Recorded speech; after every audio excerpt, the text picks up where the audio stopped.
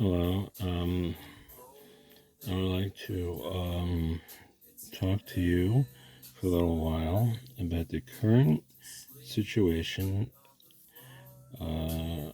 about a medication that is being corrupted by the government and the DEA or the FDA or what other three letter you know you know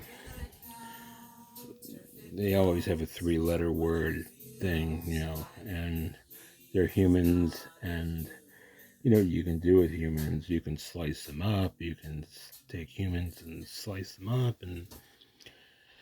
and you can cook them, and you can kill them, and pretty much do. In other words, you're not Superman, and the government feels that they can control other human beings because of basically of their superiority systems like prison, police, guns, all this stuff that most people don't have. So that's their protection, uh, and the laws and lawyers, and I mean they got it all figured out.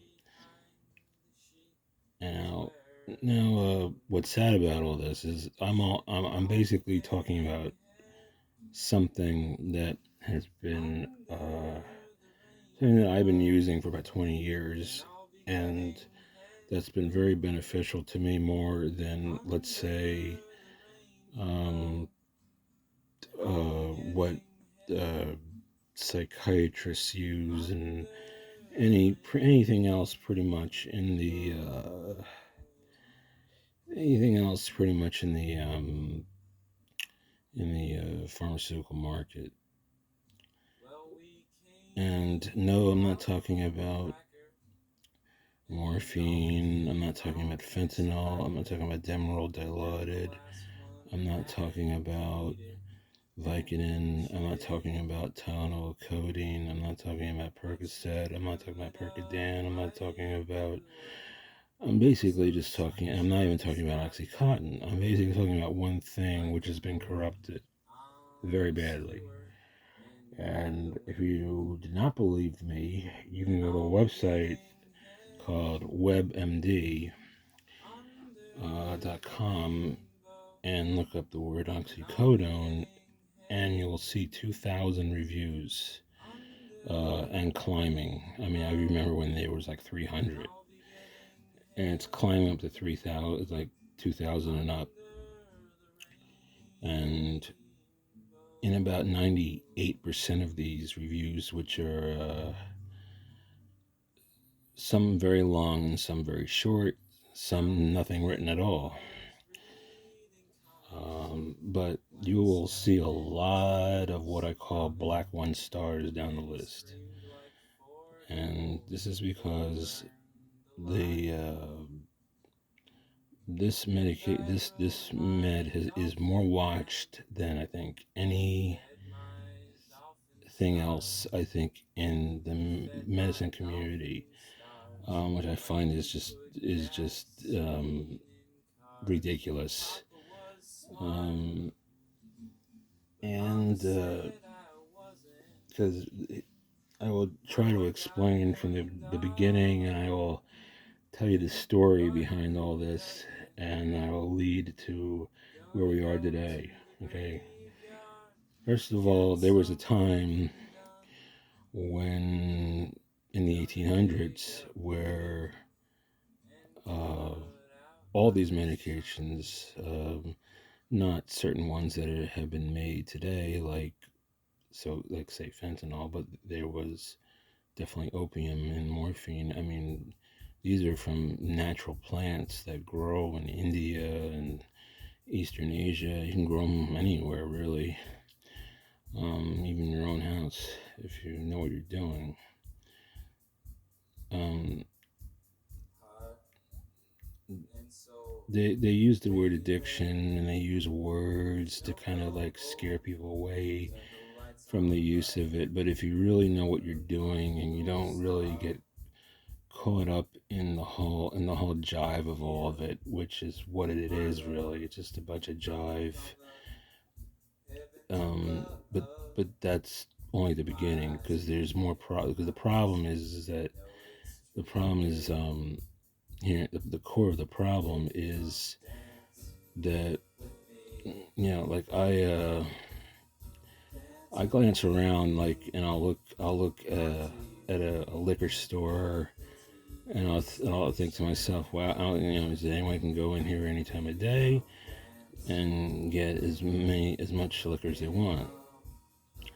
And alcohol's a drug. Alcohol does kill. Alcohol can kill in a matter of a week. Depends on how much you drink, and how strong it is. Which sounds familiar, doesn't it? Okay, people don't think about this or look into it, because it's just the idea of prohibition failed and all that. So and that was a long time ago. So so basically there's liquor stores everywhere. So anyway, I can use that as an example. The other example is nicotine. Cigarettes are everywhere. They have smoke shops. They have cigarettes are in supermarkets. Cigarettes are here, there, and everywhere. That's nicotine. Nicotine kills as well. You get cancer, whether it's a cigar or if it's a cigarette or a vape or whatever the case. Well, I don't know about vape, but I don't know about vaping so much. I don't think that's really. It's mainly the smoke. It may be mostly the tar and the smoke. I don't know about the nicotine part of it, but nicotine's addicting too. So okay, so well, you can buy that anywhere. So that's okay. And now it's advanced. Now they have cannabis and CBD, and not only that, they've added shrooms and mushrooms and LSD to the cannabis, or this new other thing called kratom, which I have been using, and I'm still trying to figure out what it does. Because sometimes I'm not sure what it does, because I have a prescription for. I've had a prescription for both oxycodone and oxycontin since 2007. So this is about my 15th year on it, from a legitimate prescription from 3 different doctors. 2 of them retired, 1 died, 1 retired, and the latest one goes away on vacations every like 6 months a year. So and the latest one I have is a female, and female doctors are usually, I don't know, it just could be the whole thing in general. I think so. What's really happening is they're being given, the doctors and the pharmacies are given like these protocols, and the protocols, and this gets even more funny, because I have to go back and explain about the 2000 reviews. So basically, they put all these rules and regulations on these particular 2 drugs, or maybe it's just all the opiates. But some of them, a lot of them, I'm like past that. I don't even want to use them anymore. Things like Vicodin and Percocet, because half of it is Tylenol that you could like buy anywhere, or if it's Advil, or if it's ibuprofen, or if it's aspirin. So those drugs to me are kind of useless now. I mean, I'm old enough to where I'm old enough to where when I had my wisdom teeth pulled, I was given Percocet to go home with for all 4 teeth. Because one tooth was pulled at a time. So it would be one tooth, a bunch of Percocet, one tooth, a bunch of Percocet. Now they send you home with Tylenol.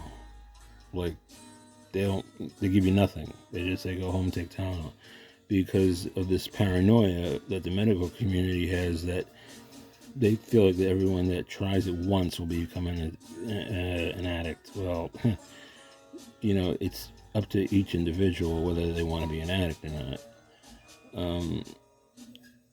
That's if the person is strong enough. Sometimes the person isn't strong enough.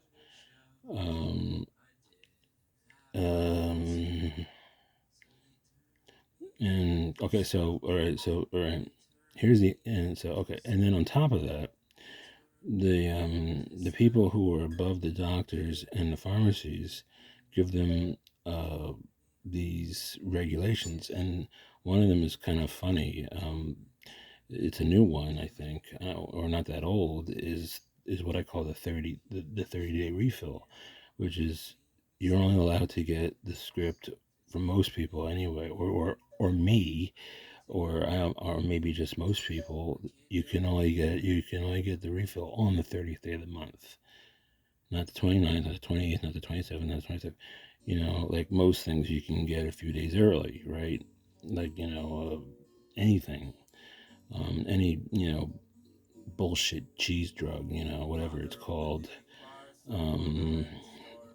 So there's that. The other thing that I've been noticing is that they will not increase.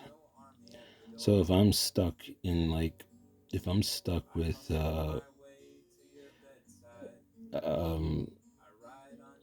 like for instance,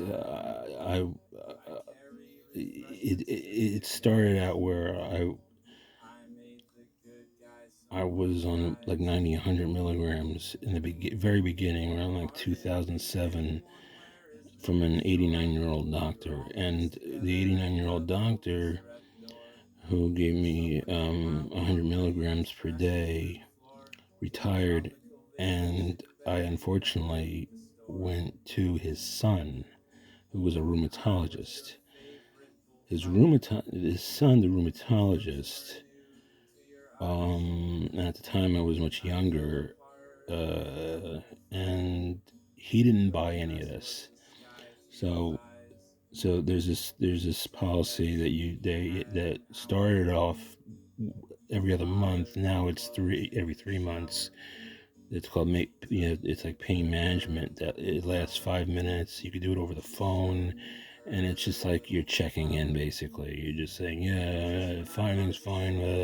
Hang up, and you end up paying $20 for that. But what I can't what doesn't work in these phone calls is that I asked to be increased, because I'm on what you call like the lowest dose possible. And for someone who's been on it for 15 years, being on the lowest dose possible, that where the argument is that they find that 50 milligrams is a lot, and to me, the issue is that the most that one can have with this medicine is 180 milligrams. We're not talking, because we're talking about oxycodone, not the oxycontin. I stopped using the oxycontin for certain reasons.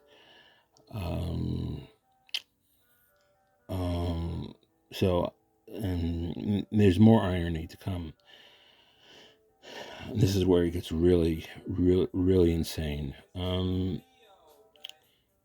What has been realized is that there's only about 3 generics left. I don't know what the brand is these days. I don't think there is a brand anymore. So there's basically 3 generics that exist, and people who are listening to this know what I'm going to say. There's Rhodes, there's KVK, and there's Mallinckrodt, which is now owned by a brand called Eurobindo. That is, they make the most shittiest generics, I think, in the whole everything they make is shit. Because I've had a couple of things that I've been on a couple of medications that you know basically pharmacies like to get the cheapest shit there is. Okay, um, so it's kind of like, and the problem also with the Mallinckrodt is they always made three types.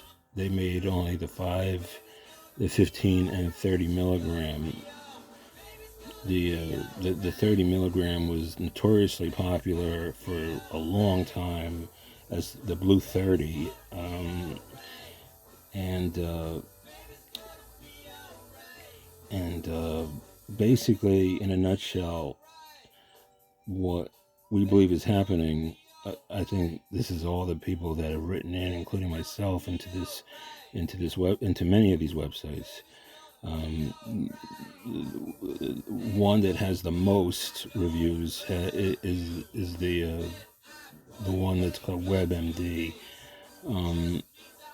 There's 2,000 people now writing about this one med, and they all believe that that the active ingredient has been completely, if not taken out altogether. But I don't think that's the case. I think a little. I think they leave a little in, so it's kind of like you can kind of notice it, and the more that you take, because I have to take 12 a day, which I'm basically supposed to take 5 a day, but I take 12 a day, so the script only lasts about 12 days when it should last 30 days. And the reason for this is because, well, for an example, there was one review that I read recently that blew my mind. Someone was on 100 milligrams. Somebody was on like on the 20 milligrams, which is what I've been trying to kind of get on, because I've been on the 10s for too long, and they're very, and for someone who's like 260 pounds, and and uh, and a staff that really is not very. They kind of believe what they want to believe, but they don't really, unless you take it, you don't really know anything about it. They just know from reading materials, and mainly most of it's a lie. It's because one review that I read was on the 20 milligram KVKs, which is what I'm on, but I'm on the 10s, and he mentioned that the 20s, and I don't know how long he was on it. I didn't get to read his whole review, which was they're all very long. Like I said, some of them are short, some of them are long. His was very long, and he mentioned that each one of his 20 milligram oxys felt like a 5. And when I read that, it's like, okay, I've had enough. Because every review, it's like, first of all, the Rhodes is made by Purdue, and Purdue has been in such hot water and in such deep shit for so many years because of really the company, and the way that they were trying to sell this drug, like they were sort of like they were like dealers with suits on, you know. And basically, I don't know. They were just going to apparently doctor offices, and uh, I don't know, just trying to convince them to give this to people. And somehow, eventually this got caught on. But I mean, there was something going on worse than that. There was people who were opening like shabby offices in the middle of a town somewhere, and there was like a line. There would be lines around the block. This is very early on, and I clearly remember this. I mean, mainly in like Florida, certain states was doing this. There were MDs with like, oh Jesus, and there was doctors that actually had protection. They were like, it was like big guys, like what do you call them, the guys that run bars, guys that work at clubs and bars, bouncers. He literally had bouncers there if things got out of line. There was a lot of those. That's how crazy it was. It was kind of like it was like an oxycodone prescribed bar, and people would walk in, pay $300 under the table, and they would walk out with a complete script of like, and this was just for OxyContin. This wasn't even oxycodone because it was new then. This goes back to like '95 when it was invented, and so by 2000, the year 2000, they were doing this, and they did it for years and years, and till they were, and so I was able to get it, on the street, and now because of computers and programs, no one could get anything, and so that's why there's fentanyl deaths everywhere, because they decided to take that and use that as their substitute, which is basically it's basically a stronger morphine drip. So if you take a whole one pill of fentanyl, you're dead, because it's really made for a drip. So if you think drip, drip, drip, and I think even if you get it on your skin, you're a goner. That's how serious this stuff is. And you're hearing Adam. Uh, Never mind. My name is Bob Sherman. Okay,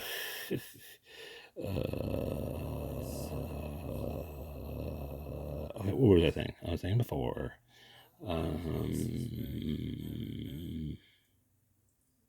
So where have we? Where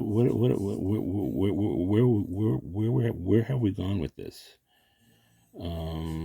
We basically what I've said is that in the coming year of 2024, which is in a month away, the situation is that the med as it stands is a placebo. Doctors don't pretend to believe this from patients, I guess. I don't know. There has been nothing that's been said. There's been no, like, kind of a situation in Washington or some kind of meeting at the DEA or in a courtroom or anywhere. And everyone is sort of been just angry and just taking out their frustrations in writing on websites and doing something like I'm doing here, we're talking into a phone, and it's gonna, I'm gonna post it on YouTube. I'm trying to spread the word around, but no one. It's like no one like the cannabis thing. No one wants to I don't know how to put this. No one wants to.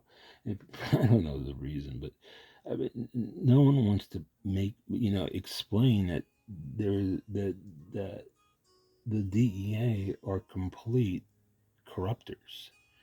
It's either two things. It's either the three labs, which is Rhodes, KVK, and Mallinckrodt, which is Eurobindo, are either doing this on their own for whatever, save money or whatever the case may be. But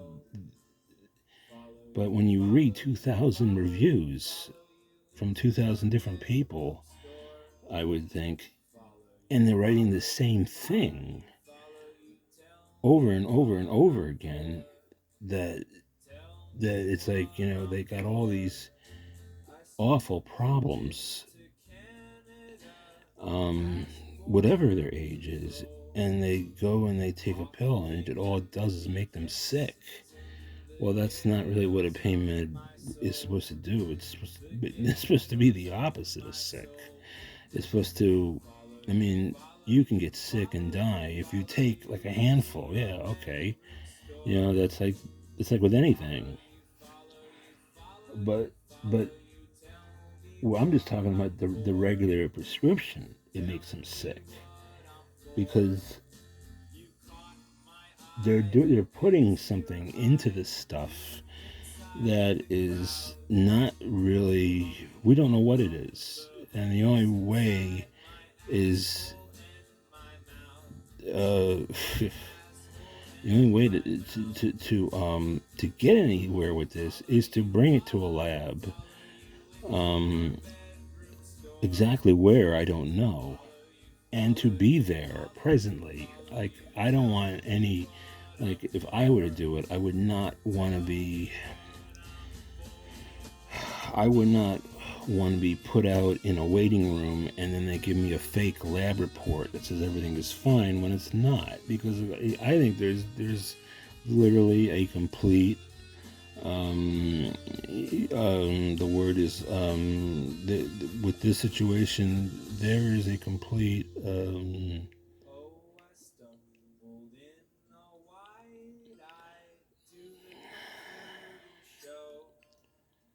I don't know, man.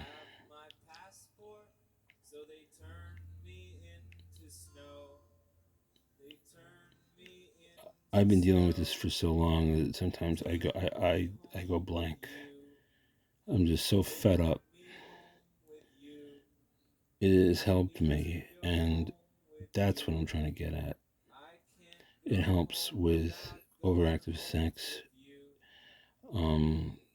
drive where there isn't any. If you understand what I mean by that. It helps voices in the head. It's basically what's left in the KVK version is not that, for me anyway, it's not the high part. It does other things that I'd rather have anyway.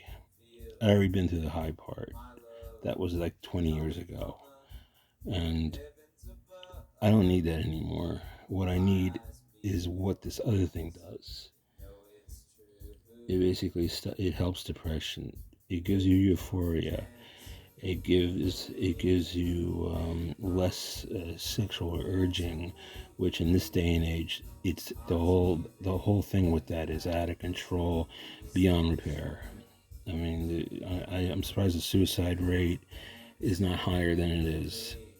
The whole thing with women and technology and the enhancement of their looks and things have really perfected to a point where if one doesn't have any partner,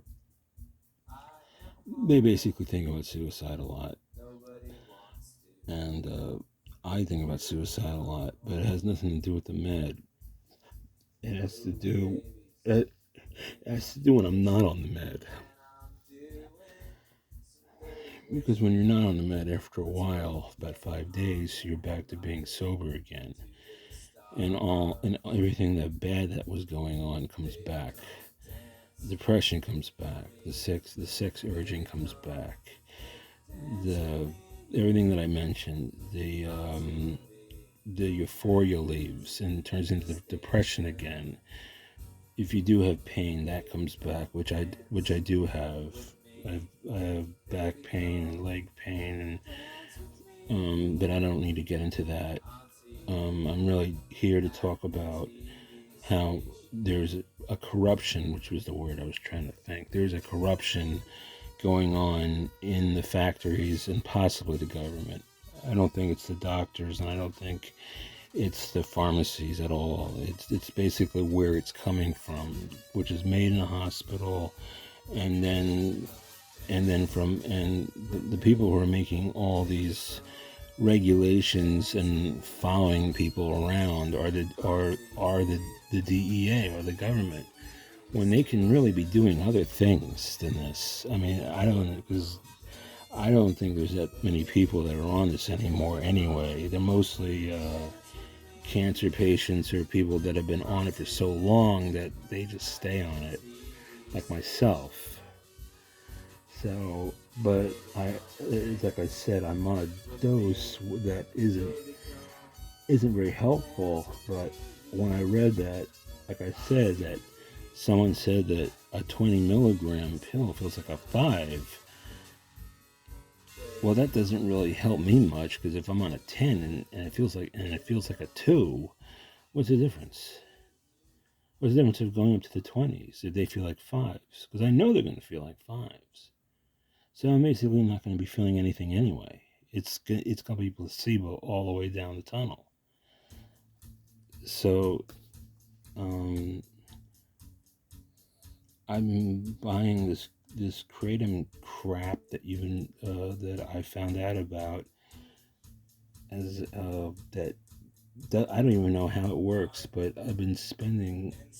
I think I've spent over $20,000 on it, because it's so expensive. Where a script for me is like $1.50, and I'm spending at a time $300 to $500 on kratom, because it's not cheap, and especially when I need 2.5 weeks of it.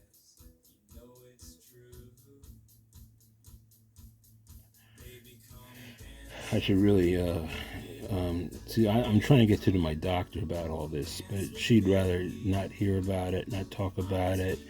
She gives me threats and then goes on vacation for 6 months out of the year, and then I'm stuck dealing with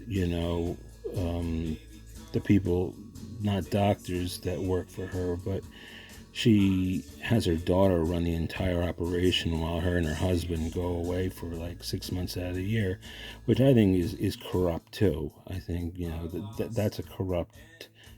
If they want to be a doctor, and they want to, and they run a practice, they just can't like go away like that and have like 10 people run their operation. Right? But she's been getting away with it, and I've been doing a lot of blackmailing thinking, but I don't even know how to start that. Uh, she's already done a couple things that I didn't care for. Um, um, but this is just it's like I said. Now I'm not even sure if it matters, because I just think that the drug is just ruined. That that that it's ruined on purpose, because you can't, if you go down to those like Vicodin and Percocet drugs, that really isn't that isn't really a that's not, what am I trying to say? That's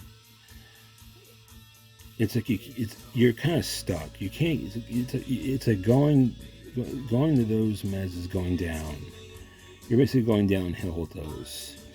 Okay, and then going up to like Demerol and Dilaudid and like morphine. Good luck. You'll never get a doctor to prescribe you that stuff. Unless your body, was run over by a tractor trailer. So I think I'm about done talking about this. As I said, the only proof I have for anyone to do any research is known for the fact that, except for like cocaine and a couple other things, they're still illegal. But if you go to like a head shop, you're gonna see shrooms got in there when they weren't there when I first went. The shrooms and everything, and they mix it with the cannabis and even the fentanyl. Even with the even with cigarettes, it's crazy. It's like I just don't understand this thing with mushrooms because I'm not a hallucinogenic mushroom person. I already got enough on my mind, and so I don't need to see things in walls and stuff. And all this Delta 8, 9, 10, X, Y, Z, whatever the hell it is. That's there's so much of that now, and then of course there's legitimate stuff, which is I went to school with someone named Beth Stavola, who was a billionaire, and she is who I call the queen of cannabis. She made it partly, legitimate in the United States. But I don't find cannabis useful at all. I think it's shit. It's not good for pain.